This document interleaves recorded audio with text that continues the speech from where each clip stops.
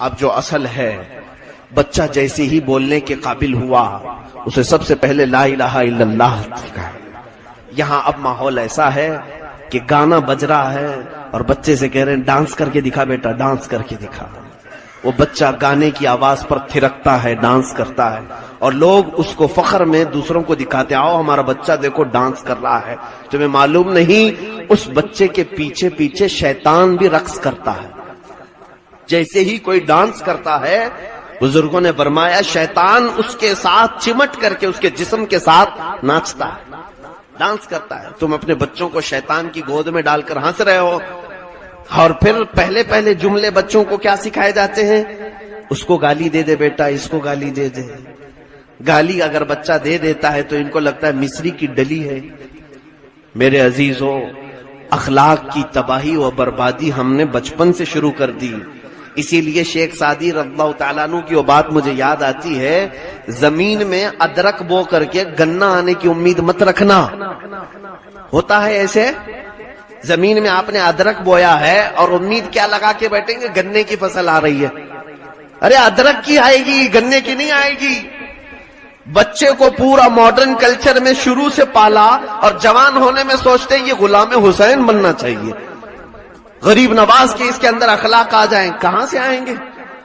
تم نے اس کو جو چیز تربیت میں دی۔ اچھا، تربیت شروع کہاں سے ہوتی ہے جانتے ہیں؟ بچہ جیسی ماں کے پیٹ میں آ گیا حمل میں، 3 مہینے کا حمل نہیں ہوتا، جب سے ہی آپ کو تربیت شروع کر دینا چاہیے، جب سے ہی تربیت شروع کرو۔ مصر میں میں نے دیکھا ایک گھر بنائے ہیں، وہ ہمارے لوگ نہیں ہیں لیکن کام اچھا ہے اس لیے میں کہہ رہا ہوں۔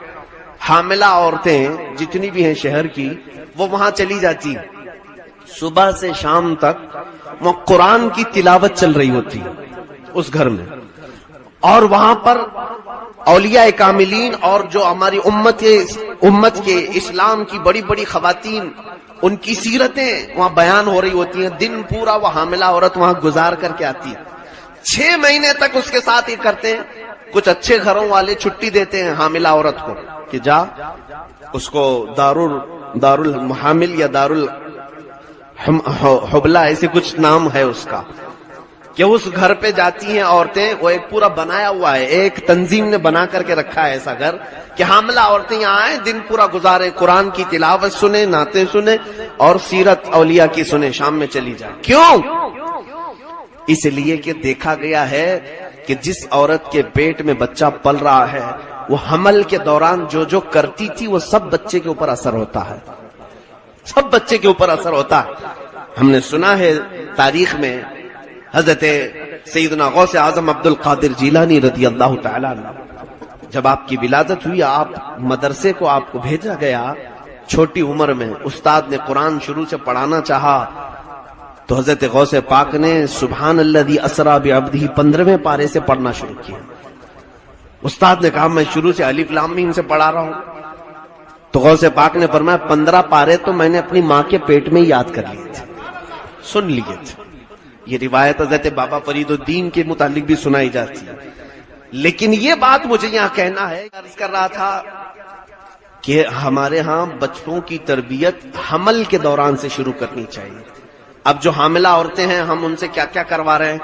یہاں ہمارے ہاں رواج ایسا ہے، حمل میں آ گیا بچہ تو عورت سے کام کاج زیادہ نہیں ہوتے، کیا کر رہی ہے؟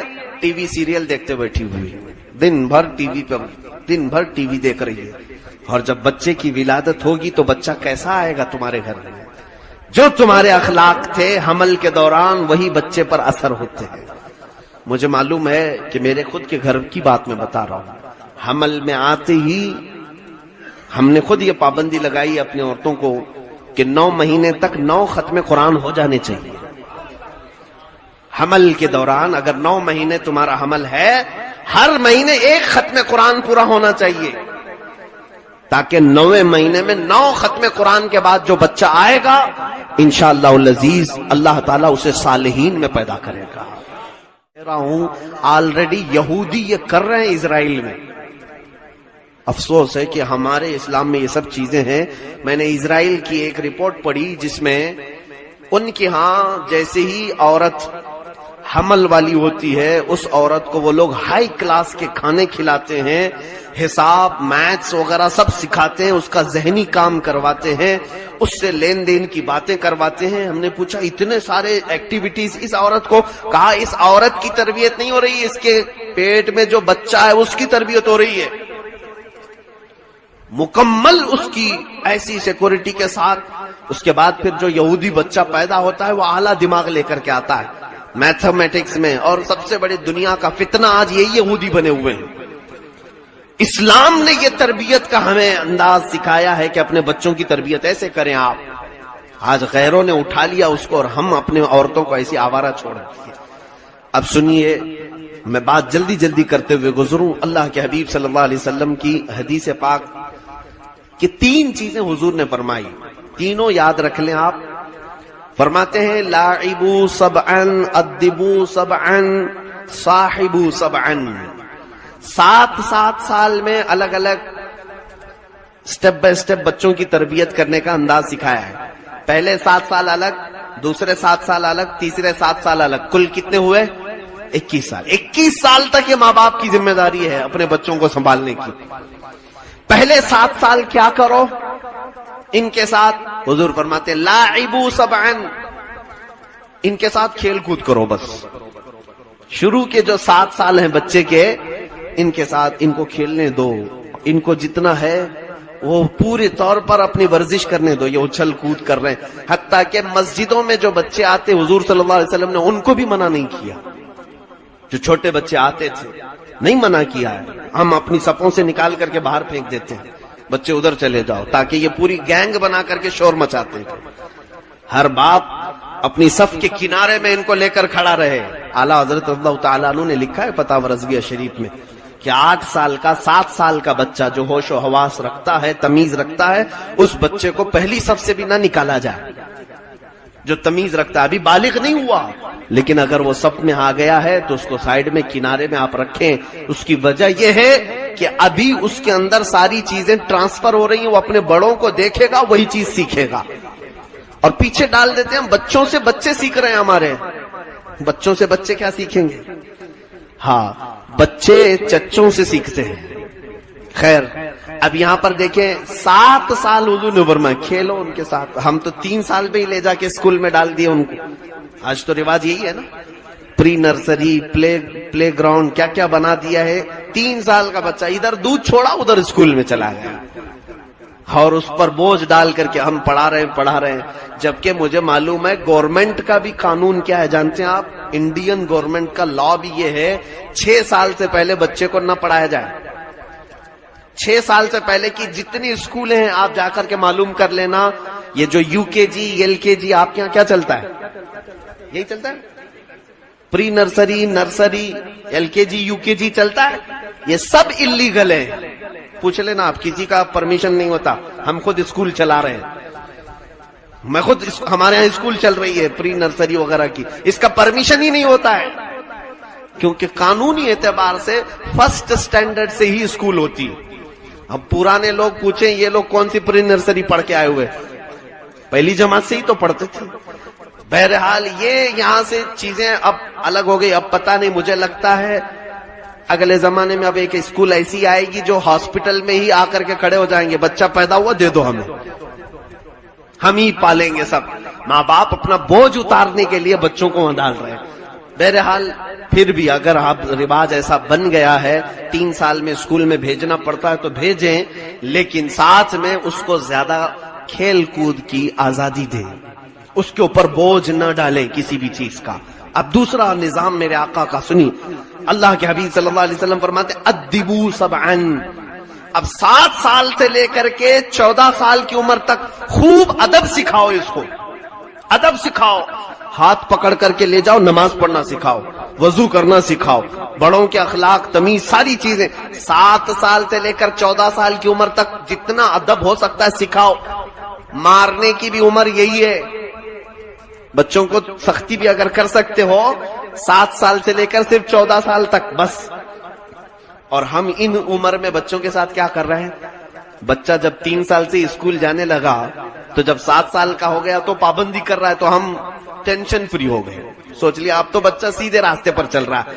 اب اسے ادب ہی نہیں سکھایا. وہ 7 سال کی عمر میں وہ شاید دوسری کلاس میں ہوگا, تیسری کلاس میں ہوگا, تو اب ہم اس کو چھوڑ دیتے ہیں. اب پابندی سے جا رہا ہے, آ رہا ہے. 14 سال کی عمر تک اس کو کچھ پوچھا ہی نہیں ہم نے. اب 14 سال کی عمر کے بعد بچہ 10ویں میں جب جانے لگتا ہے, 16 سال کی عمر آتی ہے, جب وہ ہمارے ہاتھ سے نکلتا ہے. کیوں نکلتا ہے وہ بھی سن لیجئے آپ. اب حضور کا نظام کیا ہے, توجہ ہے نا آپ کی. شروع کے 7 سال اسے کھیل کود کے لیے چھوڑو, دوسرے 7 سال اسے خوب ادب سکھاؤ. اب میرے آقا فرما تیسرے 7 سال صاحبو سبعن, 14 سال کی عمر سے لے کر 21 سال کی عمر تک ہر ماں باپ اپنے بچوں کے ساتھ دوستی کرے, دوست بن جاؤ ان کے, بالکل بے تکلف دوست, کہ تمہارا بچہ ہر چیز تمہارے ساتھ شیئر کرنے لگے. لیکن ہم نے الٹا کر دیا. جیسے ہی بچہ 14 سال کا ہوا, ماں باپ اب اس کو آنکھ دکھانا شروع کر دیا, کان پکڑنا, مارنا شروع کیا. بچہ ہم سے دور ہونے لگ گیا, دور ہوتا رہا. ماں باپ کا ڈر آیا, ارے باپ سے یہ نہیں بات کر سکتا, میں ماں سے یہ نہیں بات کر سکتا. اب وہ کس سے بات کر سکتا ہے؟ اوباش بدماش قسم کے دوستوں سے بات کرتا ہے. پھر اس کو دوست اچھے لگنے لگتے ہیں جو راتوں میں اس کو لے جاتے ہیں, راز کی باتیں بتاتے ہیں. ابھی وہ بالغ ہو رہا ہوتا ہے, نئی جوانی آ رہی ہوتی ہے, وہ شرماتا ہے کہ اپنے اندر کچھ نئی تبدیلیاں آ رہی ہیں, میں کس سے شیئر کروں. ماں باپ تو ڈرا کر کے رکھے ہوئے, آنکھ دکھاتے ہیں, 14 سال کی عمر میں مارتے ہیں. تو وہ جاتا ہے بدماش قسم کے دوستوں سے, کہتا ہے میرے ساتھ ایسا ہو رہا ہے, کیا کیا جائے. وہ جو بدماش دوست ہیں اس کے ذہن میں پراگندگی ڈالنا شروع کرتے ہیں, اب تجھے یہ کرنا چاہیے. عورتوں کا دل دادا بناتے ہیں, گندے قسم کے اخلاق اسے سکھاتے ہیں, ہر بری لذت حاصل کرنے کے طریقے اسے سکھا دیتے ہیں. میرے عزیزو, کاش اگر ماں باپ دوست ہوتے 14 سال سے 21 سال کی عمر میں. ہم نے دیکھا ہے جو ماں باپ اپنے بچوں کے ساتھ ہر چیز شیئر کرتے ہیں, وہ بچے بھی دوستوں سے شیئر نہیں کرتے, اپنے ماں باپ سے ہی شیئر کرتے ہیں. وہ آ کر کے اپنے ماں باپ کو بتاتے ہیں, پھر ماں باپ ان کے ساتھ اچھی تربیت کرتے ہیں. یہ نظام مصطفیٰ کریم صلی اللہ تعالی علیہ وسلم کا ہے. بہرحال میں یہاں پر گفتگو کو سمیٹتے ہوئے 2 اولیاء کاملین کی بات عرض کرتا ہوں. بچوں کو اگر کچھ بنانا ہے تو کچھ قربانی بھی دینی پڑے گی. ظاہر سی بات ہے, شاعر نے کہا ہے کہ یہ بڑی مشکل سے ہوتا ہے چمن میں دیدہ ور پیدا ہے. یعنی اگر چمن میں کوئی چیز پیدا کرنا ہے تو بہت مشکل ہے کہ دانا خاک میں مل کر گل و گلزار بنتا ہے.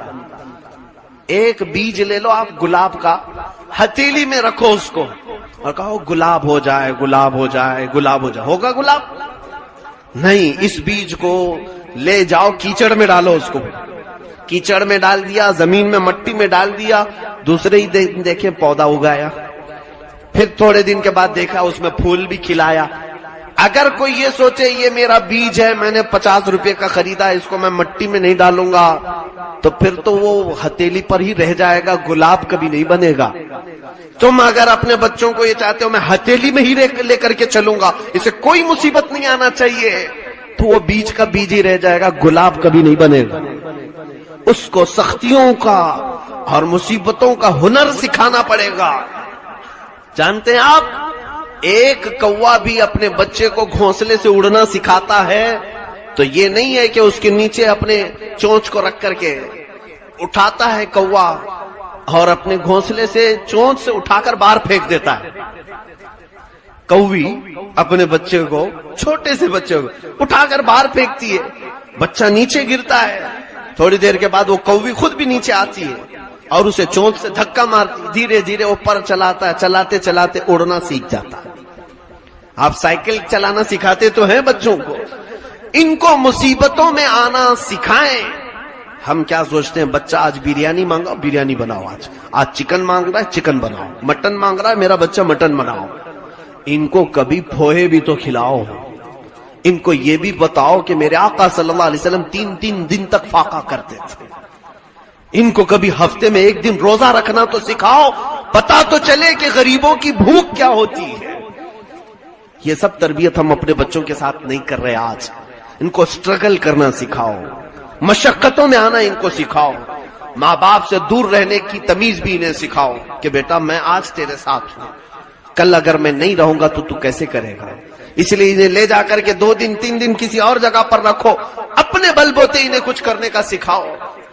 یہ جب مصیبتوں میں آئیں گے تو پھر ان کے اندر ہنر پیدا ہوگا، ایک ان کے اندر فن آئے گا۔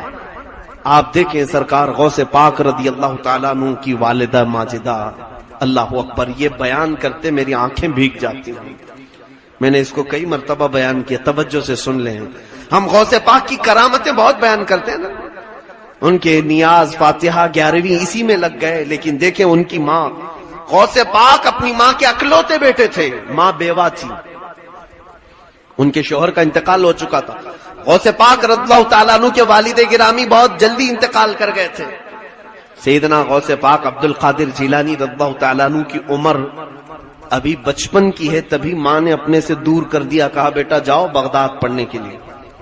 جیلان ایران میں آتا ہے آج بھی، جیلان سے غوث پاک پیدل چلتے ہوئے بغداد گئے۔ یہاں ہمارے بچوں کو گھر سے مسجد نہیں بھیج رہے لوگ، اور وہ غوث پاک کی ماں تھی، جیلان سے بغداد بھیج دی، صبح سے شام کے لیے نہیں، کئی سالوں کے لیے بھیج دی۔ اکیلی رہ گئی گھر میں بیوہ عورت، حضرت ام الخیر، ان کی تربت پر لاکھوں سلام۔ غوث پاک کی ماں کے نام سے میں نے ابھی ایک لڑکیوں کا مدرسہ قائم کیا ہے، جامعہ ام الخیر۔ ان کی ذات سے ہم بہت امپریس ہیں، دعا کریں اللہ اس میں بہت برکت عطا کرے۔ ماں کی تربیت تو دیکھیں آپ اپنے بچے کے لیے، غوث پاک کو بھیج دیا، 7 سال ہو گئے غوث پاک واپس نہیں آئے، ایک دن بھی نہیں۔ یہاں چھٹیوں کے لیے بچے لڑتے بھڑتے رہتے ہیں، کتنے ہیں، 6-7 سال کے بعد ایک تاجر جیلان سے بغداد گیا، اس نے پہچان لیا، عبد القادر تم اتنے بڑے ہو گئے، میں جیلان کا رہنے والا ہوں، لیکن بیٹا عبد القادر تمہاری ماں کا کچھ عطا پتہ ہی نہیں، خبر ہی نہیں وہ کیا کھاتی ہے کیا پیتی ہے، کیونکہ اتنا پردہ کرتی تھی کہ پڑوس والے بھی نہیں دیکھتے تھے غوث پاک کی ماں۔ پتہ نہیں بیمار ہے کہ اچھی ہے صحت مند ہے، کچھ خبر نہیں۔ غوث پاک کو اب ماں کی یاد ستانے لگی، بے قرار ہو گئے کہ ایک بار میں اپنی ماں کو دیکھ کر کے آؤں۔ پڑھنے کے زمانے کی بات ہے، غوث پاک رضی اللہ تعالیٰ عنہ کہتے ہیں اسی رات کو میں نے سامان سمیٹا اور نکل پڑا جیلان کے لیے۔ کئی دن کا سفر تھا یہ، جب جیلان پہنچے تو رات کا وقت تھا، اندھیرا چھایا ہوا تھا۔ غوث پاک فرماتے ہیں میں نے ٹٹولتے ٹٹولتے اپنے گھر کو جب پہنچا تو میرے دل کی دھڑکنیں بڑھ گئی۔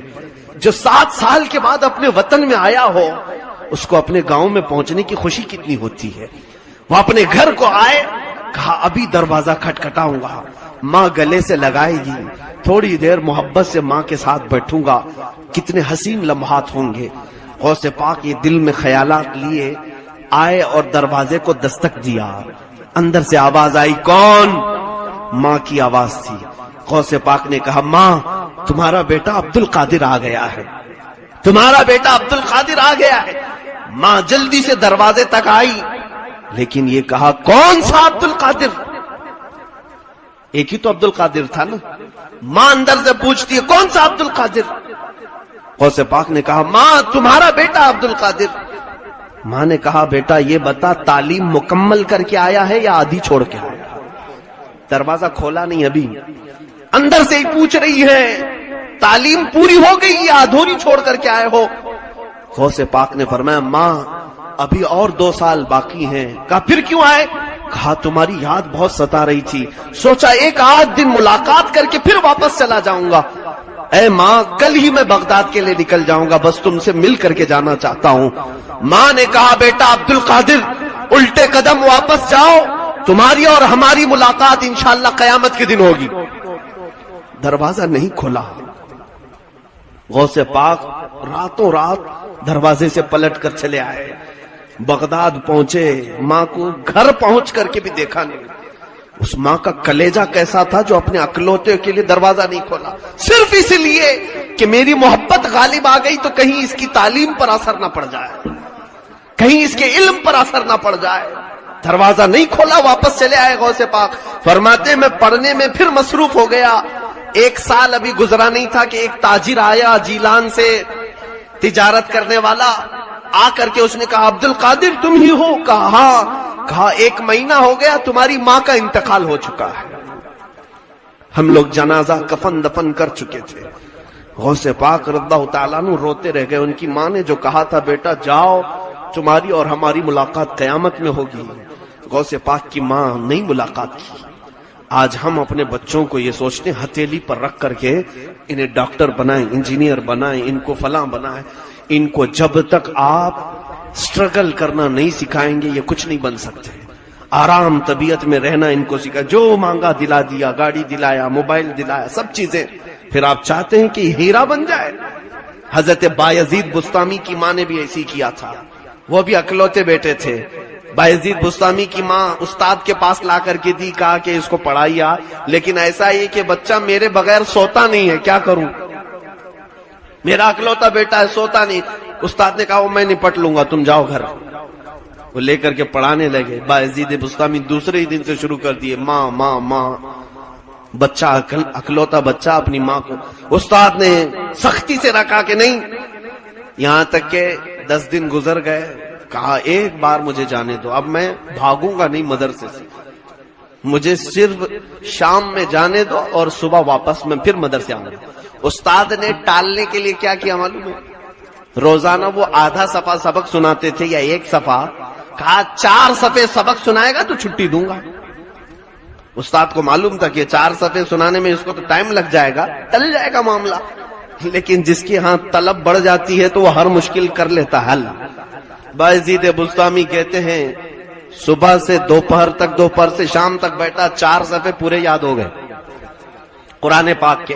آ کر کے استاد کو سنا دیا. استاد ٹینشن میں آ گئے کہ اس کو تو میں نے ٹالنے کے لیے کہا تھا، یہ بچے نے تو پورا کر لیا.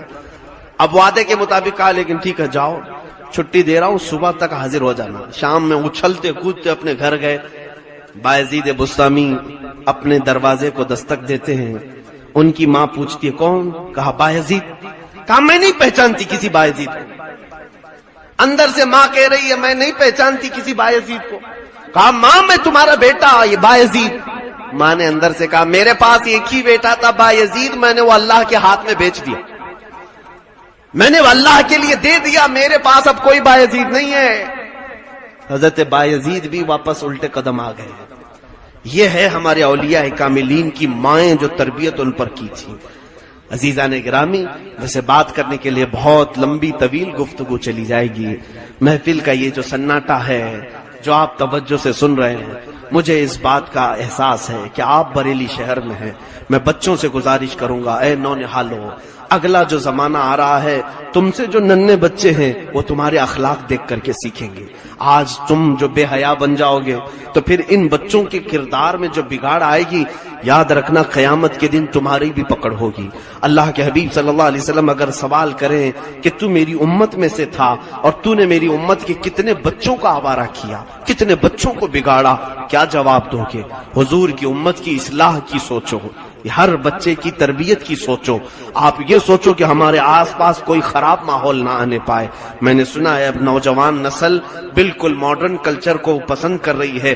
لڑکے لڑکیاں آپس میں چیٹنگ کرنا، بات کرنا، کالج کے ماحول بگڑتے چلے گئے. ہر نوجوان یہ سوچتا ہے میں ایک لڑکی کو محبت میں گرفتار کر لوں تو گویا کہ زندگی کا بڑا میں آدمی بن جاؤں. کون سی بڑی بات ہے؟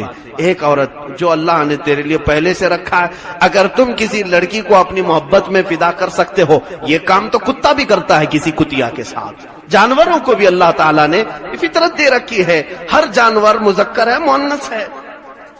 وَمِن كُلِّ شَيْءٍ خَلَقْنَا زَوْجَيْنِ، اللہ فرماتا ہے ہر چیز میں ہم نے جوڑ بنا رکھا ہے. میرے عزیز بچوں، تمہاری زندگی کا کل مقصد ایک لڑکی کو حاصل کرنا نہیں، ستاروں سے آگے جہاں اور بھی ہے. یہ تو تمہاری زندگی کا ایک پارٹ ہے، تمہیں مل کے رہے گا اللہ کی طرف سے.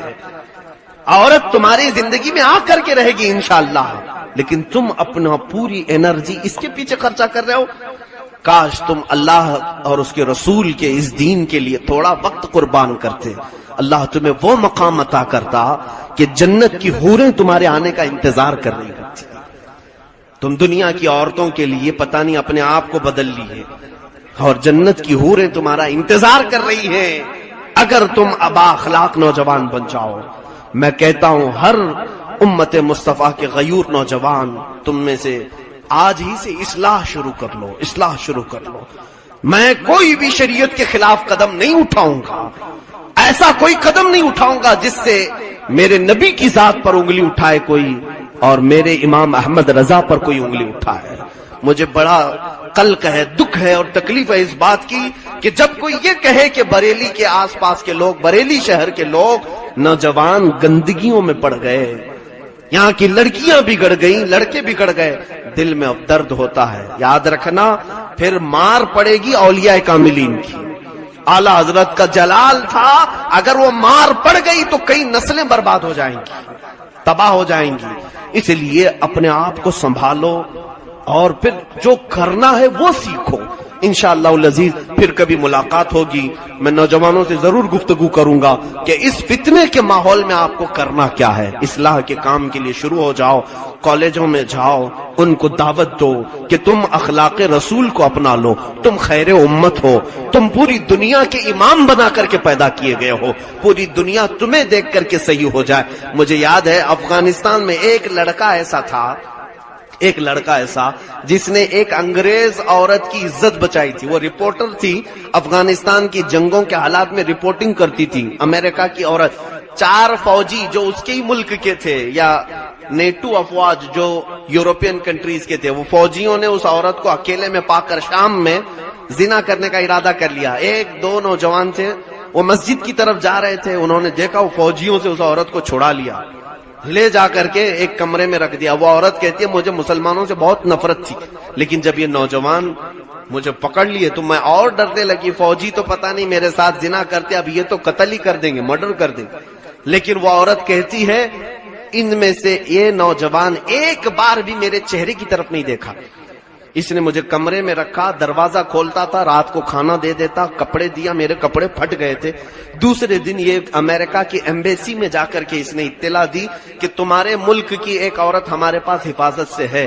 ایمبیسی کے لوگ آئے اور مجھے لے کر کے گئے، مجھ سے پوچھا تو میں نے پورا واقعہ بتایا، ایسا ایسا فوجیوں نے میرے ساتھ کیا تھا، میں اخبار کی رپورٹر ہوں، لیکن اس نوجوان نے مجھے حفاظت کے ساتھ گھر لے گیا اور ایک بار بھی مجھے دیکھا نہیں، اس نے کپڑے دیے، مجھے کھانا دیا اور میں اس کی بہت عزت کرتی ہوں۔ امریکن ایمبیسی نے کہا اس کو ہم انعام دیں گے۔ اس نوجوان نے کہا مجھے انعام تم سے نہیں، تاجدار مدینہ سے چاہیے، مجھے میرے نبی سے انعام چاہیے۔ اتنا اس نوجوان نے کہا اور وہاں سے نکل گیا۔ وہ لیڈی امریکہ واپس جا کر کے آرٹیکل لکھتی ہے اور کہتی ہے لوگوں گواہ ہو جاؤ، میں نے اپنی عزت کی حفاظت اگر کہیں دیکھی ہے تو وہ اسلام میں ہے۔ اسلام کو اس نے ایکسپٹ کیا، قبول کیا۔ ایسا کوئی نوجوان بن جائے، ایسا کوئی جوان بن جائے جس کے اخلاق دیکھ کر کے لوگ اسلام میں آنا پسند کریں۔ ایسے نہ بنو کہ تمہیں دیکھ کر کے لوگ دین چھوڑ کر چلے جائیں۔ اللہ رب العزت کہنے سننے سے زیادہ عمل کی توفیق عطا فرمائے، جو کہا اس پر ہم سب کو عمل کی توفیق عطا فرمائے۔ اے کریم خدا اس پوری بستی کو شاد و آباد فرما، یہاں کے ہر گھر کو سنت رسول کی بہاریں عطا فرما، ان کے ہر اولاد کو مولا قیامت تک عاشقان مصطفیٰ پیدا فرما، ان کی نسلوں کو گستاخان رسول سے بچا لے، اخلاق کی بگاڑ سے بچا لے۔ اے رب ذوالجلال یہ خوش عقیدہ سنی مسلمان جس طرح اعلی حضرت کی محبت میں فدا ہیں، قیامت کے دن بھی مولا ہم سب کو اعلی حضرت کے ساتھ حشر فرما، لواء الحمد میں ہم سب کو جمع فرما۔ وصلی اللہ تعالی علی خیر خلق محمد وآلہ واصحابہ اجمعین، وآخر دعوانا الحمد للہ رب العالمین۔ فوراً